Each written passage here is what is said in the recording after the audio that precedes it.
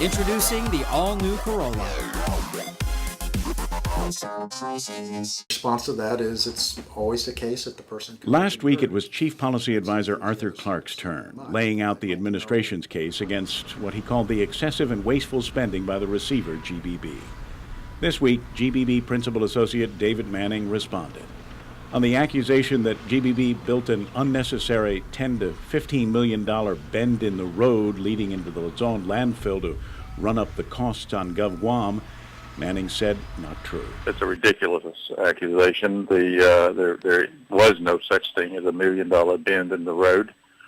There was a change in the design of the road that occurred 2 years before the court even appointed a receiver. So it's obvious that we had nothing to do with that change, but the change was to avoid a watershed, and the change made sense.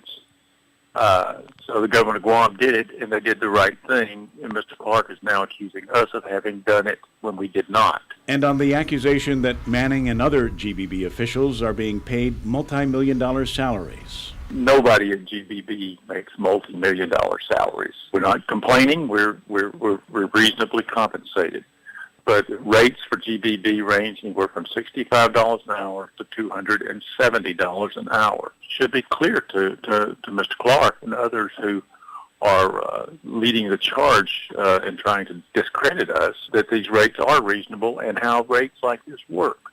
For his own firm charged the government of Guam rates that range from $150 an hour to $325 an hour. On the allegation that GBB employees are living high on the hog at Gov Guam's expense, eating lobster dinners and $100 meals. If you look at the details, which they claimed in the press release issued by the governor's office to have done, those dinners were generally for multiple people. For example, the one for $180 at the Hotel Santa Fe was for 5 people. It was well within the per diem allowed by federal guidelines. That was true of all of these meals that they pointed out, trying to make it look as if one person were extravagantly having some sort of extremely expensive meal, when it was not the truth. The administration has also accused GBB of running $63 million over budget on the consent decree projects, and Clarke last week pointed to GBB's own monthly reports as proof that the cost of closing the ORDOT dump has doubled. The cost of closing the dump has not doubled, and the consent decree projects are not $63 million over budget. And Mr. Clarke, again, knows this, and he's intentionally misrepresenting it.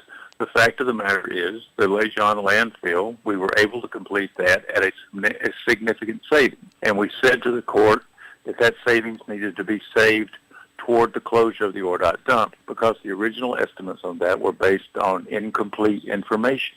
Accusations have also been circulated about improper conduct by some GBB employees in the past, in particular, an allegation against Chase Anderson for his alleged conduct in overseeing a fire at a thermal plant in Nashville, Tennessee. And those are completely bogus. There was a fire at the thermal plant in Nashville. It was the result of negligence on the part of the operator of the plant.